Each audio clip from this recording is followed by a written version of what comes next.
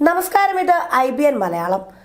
അവർ രണ്ടുപേരുടെയും ശബ്ദം കാതിൽ നിന്നും പോകുന്നില്ല, കരഞ്ഞു പോകുന്നു.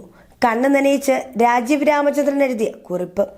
ആ കുറിപ്പ് ഇങ്ങനെ: ദുരന്തങ്ങൾ വിടാതെ പിന്തുടരുകയാണ് ചില മനുഷ്യരെ. ചൂരൽമല ഉരുൾപൊട്ടലിൽ കുടുംബത്തെയാകെ നഷ്ടപ്പെട്ട ശ്രുതി എന്ന യുവതി അങ്ങനെ ഒരാളാണ്. ഉച്ചയ്ക്ക് 1:30യോടെയാണ് ശ്രുതിയോട് സംസാരിച്ചത്. കോഴിക്കോട് മിംസിലെ അക്കൗണ്ടന്റാണ് ശ്രുതി. അമ്മയും അച്ഛനും അനിയത്തിയും അപ്പൂപ്പനും അമ്മൂമ്മയും എല്ലാം പോയതും പുത്തുമലയിലെ C92 നമ്പർ കുഴിമാടത്തിലാണ് അമ്മയുള്ളത് എന്ന് DNA പരിശോധനയിൽ അറിഞ്ഞതുമെല്ലാം പറയുകയായിരുന്നു അയാൾ. അല്പം കഴിഞ്ഞ് ശ്രുതിയുടെ പ്രതിശ്രുത വരൻ ജെൻസൺ വിളിച്ചു.